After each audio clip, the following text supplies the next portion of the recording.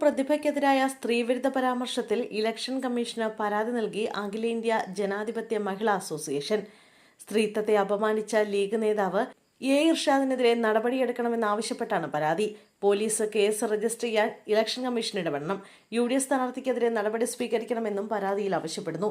അതേസമയം പ്രതിഭയ്ക്കെതിരായ സ്ത്രീവിരുദ്ധ പരാമർശത്തിൽ മുസ്ലിം ലീഗ് നേതാവ് ഇർഷാദിനെതിരെ നടപടിയെടുത്തു. കായംകുളം നിയോജക മണ്ഡലം ചെയർമാൻ സ്ഥാനത്ത് നിന്നും ഇർഷാദിനെ നീക്കി.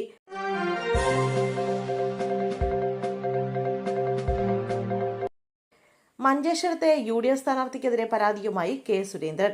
കർണാടക MLA ഭരത് ഷെട്ടിക്കെതിരെ വർഗീയ പരാമർശം നടത്തിയെന്നാരോപിച്ച് റിട്ടേണിംഗ് ഓഫീസർക്കാണ് പരാതി നൽകിയത്. സുരേന്ദ്രന്റെ പ്രചാരണ പരിപാടിയിൽ പങ്കെടുത്ത MLAയ്ക്ക് മംഗളൂരുവിൽ മലപ്പുറം സ്വദേശിയുടെ കൊലപാതകത്തിൽ പങ്കുണ്ടെന്ന അഷ്റഫിന്റെ പ്രസ്താവനയിലാണ് പരാതി. കന്നഡ യൂട്യൂബ് ചാനലിന് നൽകിയ അഭിമുഖത്തിലായിരുന്നു അഷ്റഫിന്റെ ആരോപണം.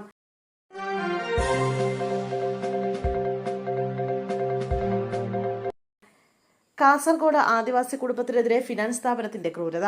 കാസർഗോഡ് മുള്ളങ്കോട് സ്വദേശി രഘുവിന്റെ വീടാണ് വീട്ടുകാർ സ്ഥലത്തില്ലാത്ത സമയത്ത് ജപ്തി ചെയ്തത്.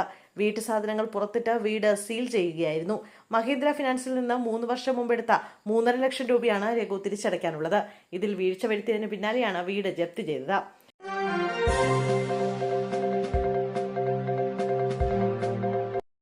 അതിരപ്പള്ളി ഓയിൽ പാം എസ്റ്റേറ്റിൽ ബൈക്ക് യാത്രികരെ കാട്ടാന ആക്രമിച്ചു. 1-ാം ബ്ലോക്കിൽ താമസിക്കുന്ന ദീപു കോക്കാടിനെയും കൂടെ ഉണ്ടായിരുന്ന അയൽവാസി പ്രസന്നകുമാറിനെയുമാണ് കാട്ടാന ആക്രമിച്ചത്. ബൈക്കിൽ യാത്ര ചെയ്യുമ്പോൾ ആന ഇവർക്ക് നേരെ വരികയായിരുന്നു. ബൈക്ക് നിർത്തി യുവാക്കൾ ഇറങ്ങി ഓടി. ആന ബൈക്ക് കുത്തി നശിപ്പിച്ചു. ബുധനാഴ്ച വൈകിട്ടാണ് സംഭവം.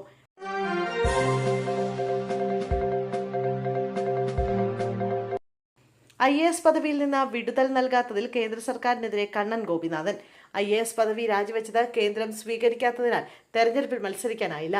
നടപടിക്രമങ്ങൾ എത്രയും വേഗം പൂർത്തിയാക്കണമെന്ന് പ്രധാനമന്ത്രിയോട് ആവശ്യപ്പെട്ടതാണ് കണ്ണൻ ഗോപിനാഥന്റെ എക്സ്പോസ്റ്റ്. തന്റെ രാഷ്ട്രീയ നിലപാട് എന്തുതന്നെയായാലും രാജിവെക്കാനും ജനാധിപത്യ പ്രക്രിയയിൽ പങ്കെടുക്കാനുമുള്ള എന്റെ അവകാശം തടയുന്നത് ദയനീയമാണെന്നും എക്സ്പോസ്റ്റിലൂടെ കണ്ണൻ ഗോപിനാഥൻ പ്രതികരിച്ചു. വിഷയം ജനങ്ങളെ അറിയിക്കാനാണ് പോസ്റ്റ് ഇട്ടതെന്ന് കണ്ണൻ ഗോപിനാഥൻ പറഞ്ഞു.